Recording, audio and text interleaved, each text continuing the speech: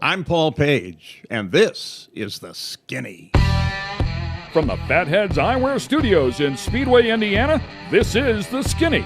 Brought to you by Toyota, Rhino Classifieds, General Tire, and Dream Giveaway. This segment of The Skinny is brought to you by Dream Giveaway. Dream Giveaway has been giving away high-end American muscle cars to raise money for charity since 2007. Dream Giveaway is known for giving away classic and new muscle and paying the federal taxes so the winners don't have to. For $25, you can jump in the game, and part of that goes to charity. You'll have a chance at winning some of the coolest cars on the planet. Check it out at dreamgiveaway.com. Boy, what an exciting show we have coming your way here today on The Skinny. One of the best in the business has joined us. Certainly privileged for him to take the time to come into the studio. Ken Stout, the track dude, Michael Young, is joining me here once again as Rico is out this morning. And the guy sitting along the side of us is, he's just one of those voices. When you hear it, you knew everything was right in the world. Bob Jenkins was one of those voices. Paul Page, certainly one of those voices. And before we get going here, I also have to say, by the time you hear the show, it'll be a week in the rears, but we start the show off in a very somber mood as we lost Bob Jenkins just a couple of weeks ago, and we've just received news this morning, literally minutes ago, that we have lost Robin Miller as well. Talk about one of the all-time greats, fellas. I mean, that's a huge loss right there. Goosebumps. I mean, it's really a little hard to talk about. When he wrote, he wrote so beautifully. If it was a big issue, he was so dead on. He could get right to the point. He wasn't afraid of anybody. He said what he thought was right, and 99% of the time he was right. But he could also write fun. And as a person, he was always fun. He was a joy, and he brought it to everybody else. We have a lunch every Friday that he started, and social, fun, an enormous hole in our whole industry. You know, he's such a polarizing figure for especially in the IRL and Champ Car days. And I don't think a lot of people realize what a kind-hearted individual he was, but very polarizing in the fact that he spoke what he felt was the truth, and he would not mince words. Exactly. He and I go back to 73. In fact, there's a great picture of him with hair down to here and me with down to here. Yeah, I actually had hair. Taken out of 73, and he bought a Formula Ford, wanted to race it. I had a Formula Ford and been racing, but he didn't have a trailer, so I had to loan him my trailer. And we took it out to Raceway Park, and Art Pollard came out with the idea of helping him as best he could. And Robin got in the car and took several laps and then came in, and we thought, well, we'll check a few things on the motor. And I pulled the cover on the motor, and it said no oil. But whatever they had in that motor was good enough that it didn't damage it, and he kept going. And he used to just eat me alive with all kinds of commentary about television coverage, much of which he didn't realize I absolutely agreed with, but I couldn't say. And then when he got the job with NBC, it wasn't a month till he came to me privately and he said, "Paul, I apologize for everything I've ever said. You're absolutely, I know you've been fighting the fight now." And he actually wrote that not so long ago on one of his columns. God, I can't believe it's a hit. Yeah, that lunch you talk about that happens. It happens for the fans that are listening in right here in Speedway at Charlie Brown's is a diner over here, just literally 5 minutes away or so, and some of the all-time greats come in there every Friday, and he really did set that up, instigated it. It's been going on for years and years. I remember spending time with Larry Rice, the late Larry Rice as well, unfortunately. We used to travel Chicago together, and we did off-road shows, short course off-road racing shows together.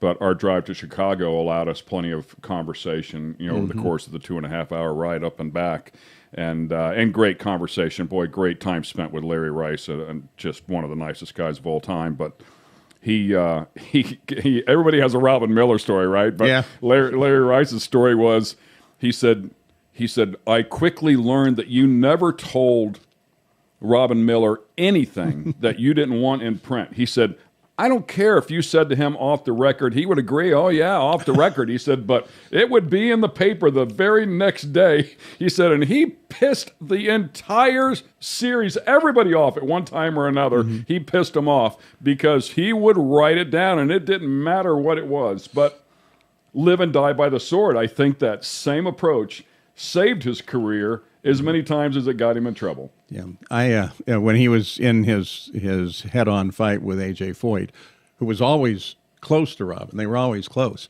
but they were fighting like tooth and nails. And we all had buttons, the round circle, the red round circle, with Robin Miller's name and the line through it. And there was like a week at the Speedway, everybody wore that. And wow. You know.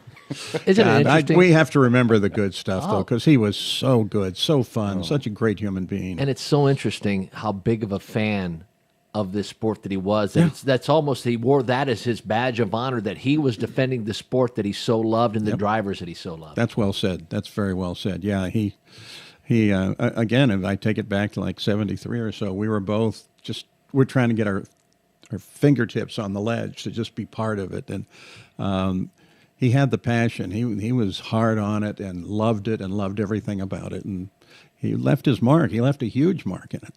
And for people that want to see who he is and all of his brilliant color, he did a couple of roasts as well, and they're out there on YouTube. And oh my goodness, I mean, he's got Roger Penske up there, you know, playing the role, having some fun, which is pretty rare when you get Roger out of his corporate mode, you know.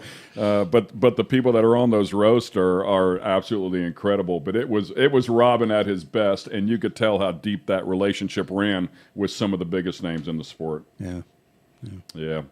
Good stuff. So, unfortunately, we have lost one of the greats, and hate to kick off the show this way, but Robin Miller certainly deserves a piece of our time, and a piece of our time he will absolutely get. So we'll move along here, and let's focus on this guest that we have inside of our studio, because you, my friend, have had an incredible career. From radio to television, covering some of the biggest races of all time, historic statements, but I think really what put you on the map is from 2005 to 2017, the play-by-play on ESPN's coverage of Nathan's hot dog eating contest. Thank you so very much. I'm really glad you mentioned that, because I was going to talk on it for about 15 minutes. That's when you know your career is going to the dogs, right there. How did that come about? It was, well, I always had a job, as you know, that to work a network job as a regular, you're generally signed to a minimum of 26 weeks a year. And that was my contract. And it obviously was a great deal more than auto racing was available to our network, to NBC at first and then ABC later. So they have to assign you to other things just to keep you working. They don't really want to just pay you a lot of money to sit around the house. So I would always end up with these really crazy assignments, really fun assignments. I got to do the World's Rubik Cube Championship at the Opera House in Budapest, you know, and just sumo wrestling. And a lot of this stuff actually happening before cable and ESPN and those came along. That's the sports anthology shows, The Wide World of Sports, covered everything. And so I'd get all these weird assignments. I did one once called the Arcata to Ferndale Kinetic Sculpture Race. And it would take me the next half hour to explain what that is all about. Let me just say, you remembered how to say it at all is impressive. Well, the best moment was on the second morning of the event when they parachute gin fizzes to all the competitors on the beach. So, and that one, by the way, never made the air. So. This sounds like a combo event with Nathan's hot dog eating contest. Gin fizz and have a couple of hot dogs. They called me and said, "Hey, you want to do the hot dog eating contest?" And sure. You know, and then I had to go look it up. It didn't really exist yet. And lo and behold, it became it is a very huge thing. It did. It became. I did it 15 years, and it became a 4th of July tradition. I even have a picture that I saved out of Time magazine, where President Obama is watching television, and the caption is "watching the hot dog contest." So, yeah. Wow. But it was fun. The first time I ever did it, when they were ready to start the eaters, and I've already said too much about what I know about it by saying eaters, they said, "Gentlemen, Start your enzymes. Brilliant. Brilliant. I love the stuff. ABC, we all remember this. For the younger viewers, they will not. Something else they could Google and look up would be good. But the wide world of sports, the way the motorsports programming kicked off, every single time, and the agony, the thrill of victory, the agony of defeat, and we saw that trailer, if you will, every single time. And then someone like, it was either you or it was Bob Jenkins, would come on, and you knew everything was right in the world. It's just it was just the way it went, and a big motorsports event was about to happen. So it was a special time. We're going to take a quick break here before we let you go any further on that subject here, because I've got Carl over here giving me the break signal. So we're going to take a quick break, and we'll be right back with more from Paul Page.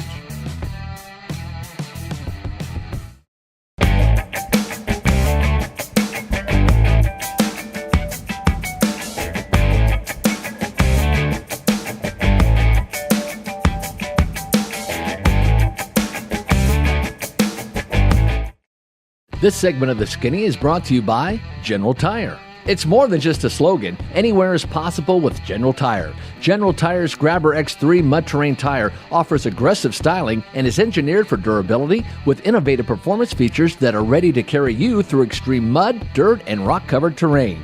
For extreme traction that's ready for anything and rugged styling to match, look no further than the Grabber X3. Make your anywhere possible by visiting GeneralTire.com today.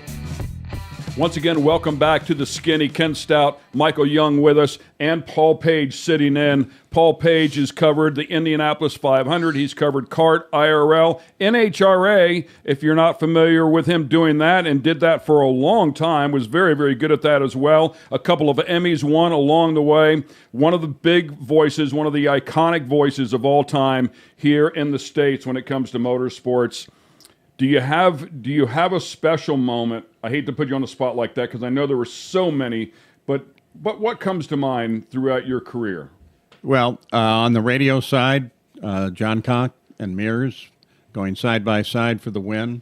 The one that was done by ABC, and they were on film at the time, and they chose to put a picture of Rick's wife up just as the key move in the race was being made on the last lap. So I had to get in there and that for radio.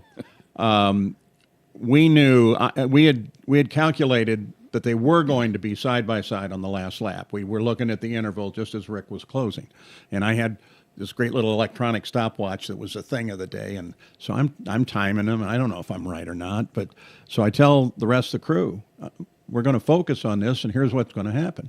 And so they did. And, that's the most outstanding crew ever. I mean, as it has moved on historically and different announcers come in and out, it's always had the same, it's a pinnacle of radio quality. But so here they come, the last lap, and they are side by side.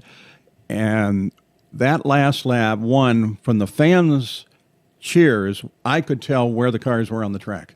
I mean, there was this quadraphonic effect going on out there. And so every guy was so on it. Every guy on that lap, that was their pinnacle moment of their career. And I think it was mine, too. The television side, Al Unser Jr. and Emerson Fittipaldi. And I had learned a long time ago that silence is golden, and especially golden on television. I mean, it's the picture, folks. You don't need, well, I don't want to say that, but the announcers can really overdo it. It's, you got a good road race going, and you got a series of downshifts coming, and they're talking over that. And I think, oh, please don't do that. And Formula One is like, they're nuts with talking and screaming. But so the last laps are coming down. Al Unser Jr., Emerson Fittipaldi. That's it. Last 10 laps or so. Why would I say anything? And I didn't. I would say, there's 10 miles to go, or this is lap so-and-so. And then I'd shut up. And then when they finally did touch one another, and little Al spun up to the wall and Emerson continued on, which is actually the word I said at that time, now I had something to deal with. And I was also careful that races, with all races, not to be on the top of my game the whole time. You have to have somewhere to go when something happens. Again, our European buddies are always, and it's like, okay, now this happened, and you've got nowhere to go. You have nowhere to say that's particularly exciting No because level you've of lost your excitement range. to go any So higher. Yeah. that I think was one of the things I am most proud of. Switching gears from the John Cock call to the incident in '89, mentally, when you prepare, you can't predict what you're going to say. You can't plan in your head what you're going to say. And it just comes out. And John Cock wins it, and you should hear the excitement. And those are just things that you say at the moment. Mm-hmm. Where television, you had to switch your brain completely into another way to think. How difficult was that to do, to keep the Paul Page radio announcer in check to then take on the television broadcast? That's a great question, because people wouldn't believe me, but I would say, and still do, that television is limited by the size of the screen. So, in my early days, a 21-inch screen was pretty much it. So if it's not on that screen, it didn't happen. And producers would yell at you if you mentioned something that wasn't on the screen. And essentially they were right. If I say, oh, this is happening, and then it takes 10 seconds to get there, that really messes up the audience. We do a lot of study on how the audience is affected by those different aspects. And so you're limited by that. But there's a sequence out of 77 where there are literally 4 simultaneous events occurring. In radio, you can do that, and nobody knows that this one was 3 seconds ago. So that whole theater of the mind, as Sid Collins used to call it, that comes into play with radio, and you're able to make things happen in a meaningful sequence. You might have reversed something a little bit. The radio audience at the track, they're not really going to catch that, and if they do, I think they understand. But so I always liked the expanse, the theater, the opportunities that radio had, whereas being limited television, worse yet, having somebody sitting in a dark truck somewhere in the infield, and in many cases who may be covering like their 3rd or 4th car race as a producer, was just infuriating. While I loved television, I loved what I did there, and I think we did some good work there, radio was always my love, which I found always interesting in talking with Bob Jenkins. He loved television and didn't like radio. So we were direct opposites on that. The frustration is real. It's something that the fans don't know about. I'm very accustomed to what you're talking about, because all I've really done is radio, very, very limited. I'm sorry, television, very limited in radio, but all I've done is television. And like you said, I mean, I've had producers come in and out, and some very knowledgeable, some don't know anything at all. And you are always limited to talk about what you see on the monitor. And we could be sitting, calling the event live in the top of the grandstands and look up over the monitor and see what's going on. Right. But you can't talk about something that's exciting happening in the back. And then how much grief have you received in your career? I know you've received a lot. After the race, they come up to you, the fans come up to you and say, how come you didn't talk about this? Or the racer's like, how come you didn't talk about our battle? I can only talk about what they put on the screen. Yeah. And it's super frustrating a lot of times when you have someone like that, as you say. If I can, a really great example of that was when Kevin Cogan hit the end of the barrier coming into the pits on like the 2nd or 3rd lap of the race. I saw it. We were on top of the paddock grandstand. I saw that happen. I saw it start to happen. I saw him hit. I'm looking at the monitor. It's not there. It's not there. It's not there. Finally, they take the shot. And now we've got that. But I probably was aware of it 5 or 6 seconds before that. And, you're just, give me the shot, please. And the same thing with simple things. Like one of the most infuriating things with battles, you're looking like a battle for 4th. And you're watching it come down the straightaway, and the director is kind of following a large group, including the leader, And as they come sweeping into one, he comes away from that battle and picks up the leader. And it's like, and they were about to make a pass, right? yeah, leader's got nothing going on. They would inevitably they'll cut it right when the action's about to happen. Oh, exactly. And go to the leader. Oh, exactly. Guaranteed. What are some of your favorite television moments, as you've covered so much, and you talk obviously with your book, you talk a lot about Indianapolis. That's the crux of the book. But for you, just covering sports, what do you look back on and say, I'll never forget this moment? But maybe people would say, well, why would that be one of Paul's favorite moments? If I eliminate auto racing, Right. That's the way you're asking it? I really enjoyed doing America's Cup. I hosted America's Cup in 2003. Because I don't think they get this communicated today, and I don't know that I did it that well. The technology in America's Cup is just phenomenal. It's all carbon. In 2003, it was all carbon and fiber and everything. It was so far advanced, and a lot of subtle little things like in the mast, all of this instrumentation that the helmsman can actually see, and how the coordination occurs. And I really enjoyed doing America's Cup. I enjoyed doing speed skating. I did two major events, one in Nagano and one in Warsaw, where my producer, I asked him for any advice, anything he might want me to bring back to him in the U.S., and he said, yeah, don't bring their bad habits. So, yeah, I probably just offended a country, didn't I? Paul Page is with us here on The Skinny. We'll take a quick break. We'll be right back on the other side. This segment of The Skinny is brought to you by Toyota.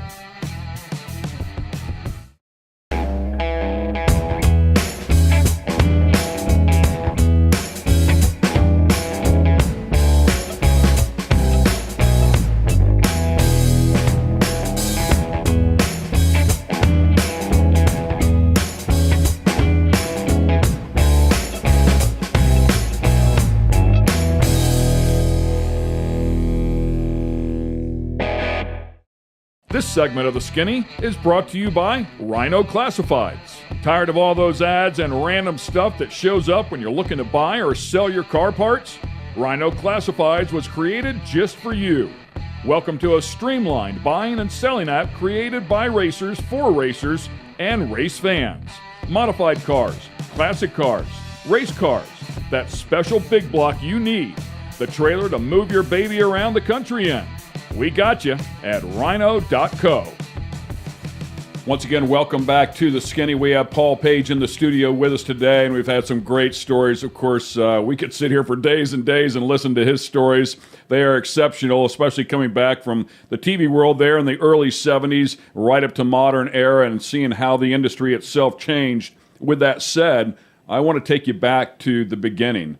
And we've been talking about your career in radio, but you weren't always doing motorsports. And you mentioned Sid Collins. Mm-hmm. Sid Collins was a guy that kind of mentored you early on in your career.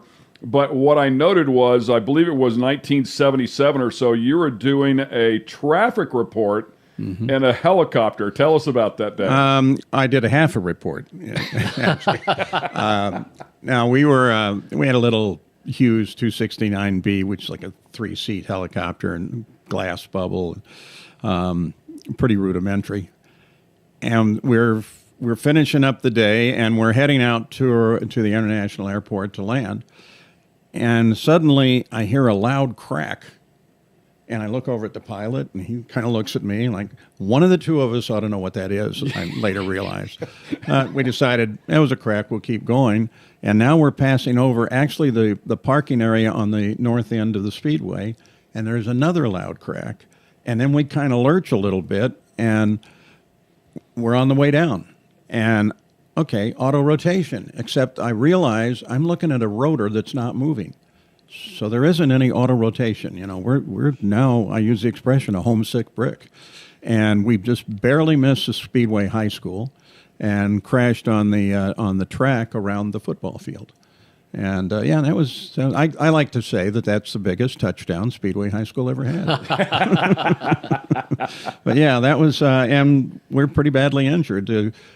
Typical of PR and this day and every day, the station didn't want to make I broke my leg, I think is what the station said. Breaking my leg involved my foot being up alongside my knee, so it was broken. Wow. What goes through your head when something like that is happening? Is it going to slow motion? I mean, obviously you heard a crack, then you hear a second crack. What rolls through your mind? It's like, well, this could be the last report for Paul Page. Yeah, no, I was more taking in the elements of what was happening to me, and yes, it went slow for a bit there. Hence, seeing the blade. But I remember passing the top of a standard, one of the light standards on the field, and then I don't remember anything until we have crashed and I'm lying on the ground. I was thrown out of the helicopter, and I start to remember things then. Now, I wasn't unconscious. I'm just amnesic to the impact, because as soon as I'm conscious of what's going on, everything's back in real time, and I know what happened, and I did kind of a quick physical check of how I was. At the time, I was also working as a paramedic, advanced life support paramedic, so I was doing this like, okay, you're not bleeding from any of these places, but I had blood all over my face, and I thought, I don't know what it is.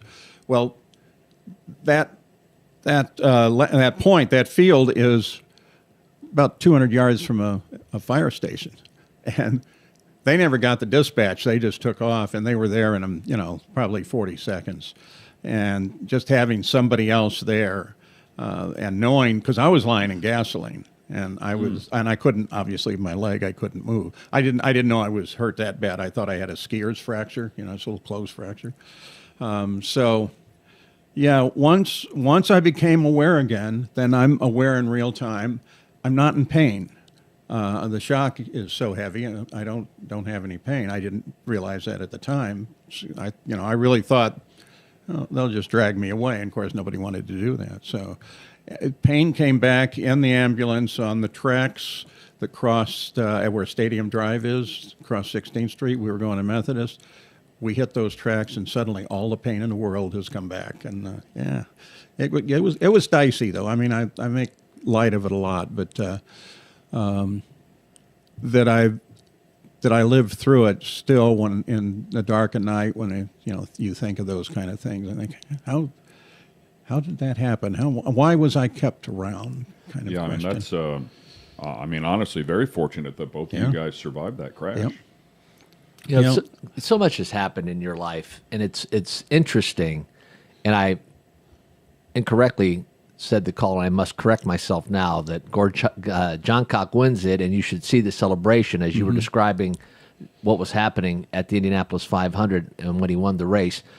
But and we talk about this helicopter crash, you weren't always in broadcasting, covering racing and all these things. No. You really started from humble beginnings and then got a couple of big breaks and then took advantage of it. Yeah, I actually started my professional career here in Indianapolis doing classical music from this fine arts station, WAIV. And I'd do a show in the afternoon called Opus Legato, which opened with Vivaldi's Four Seasons. And the reason I got the job was when they were looking at people, I had just come out of the University of Tulsa, and I had to take a course while there on the pronunciation of classical composers. And so I zoomed through the composers. You got the job. You can pronounce it. You got the job. And then in the evening, I'd come back and do a thing called Jazz Flight 805, which the station was eventually bought by WTLC and its follow-ons, and that particular program, which was all jazz, kind of survived all that. But when that failed, and then I went to another station, WHEI, which I think 26 days after I got there went automated. So now I was out pounding the pavement, and I got the job that mattered. I got a job at WIBC in the news department. When I look back on it, I wanted to be a disc jockey. Boy, thank goodness that didn't come through for me. But I was taught journalism, the ability to describe things, and in fact, it was I was at the airport covering President Nixon leaving on Air Force One after he came to visit his daughter, who was at IU Medical Center. And that particular description, when I got back to the station, Sid Collins was all over it. He said that was really, really, really good, the way you described it, the way you put things in there. But all of the time when he was teaching me how to interview, and we'd have these late night conversations, he would always end that conversation with, "But there's no place on the radio network for you." So, but I enjoyed radio news. I enjoyed it a great deal, and did pretty well at it, I think. What was Sid like?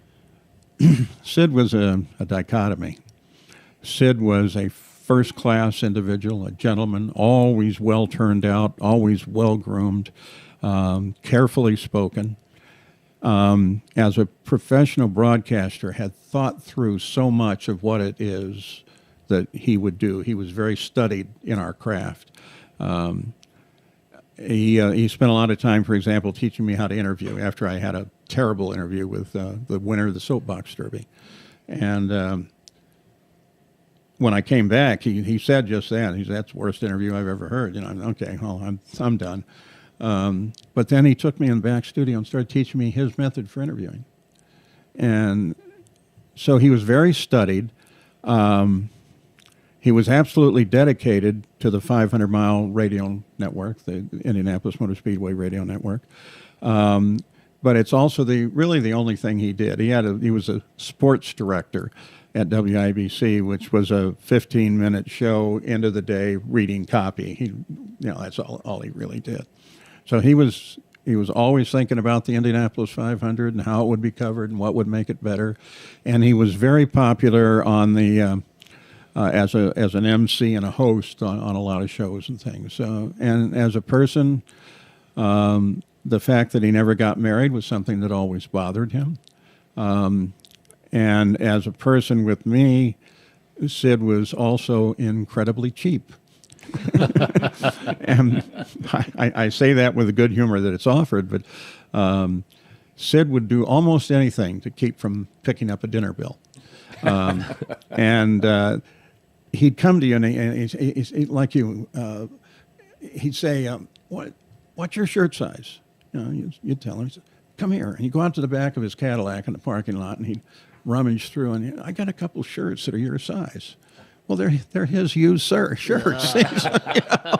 Now, I don't say that with any disrespect. That was so funny that he would do that. This guy has, everything. He's obviously got a lot of money, not married, so he's not spending it, and he'd do things like that. And he'd do them all the time. And then you'd get this sly little smile. If I have time, another example of that.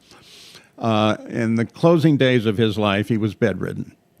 And I'd go over and visit him. And one evening I'm there, and he says, "Do you want a drink?" And that kind of blindsided me because Sid didn't drink. And I said, "Yeah, sure." He says, "Go down to the buffet in the kitchen and in the dining room, and you can get whatever you want down there." So I go down there, and I pull out a drawer, and there had to be 100 of the little airline bottles in there, plus an inventory of what was in there. So I took a bottle of them, I went upstairs, and he was now feeling a little embarrassed by the whole thing. And his explanation was, "I fly first class, and when you fly first class, you're entitled to 3 drinks. So I get my 3 little bottles, and I keep them there." Wow. Really, An Sid? explanation of everything. Yeah. But he was beautiful. He was so much fun. And he laughed at himself with those things, too. With that, we're going to wrap things up here.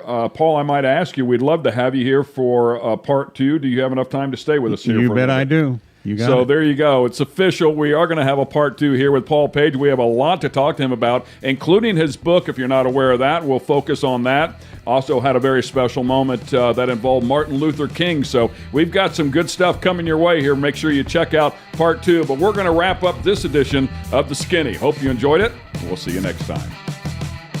Thanks for being with us here on The Skinny. This episode has been brought to you by Toyota, Rhino Classifieds, Dream Giveaway, and General Tire.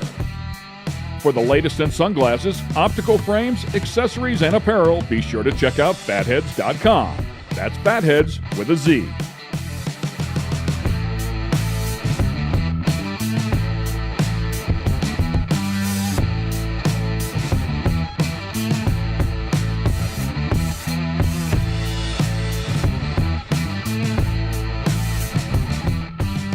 Production facilities provided by Fatheads Eyewear Studios. All rights reserved.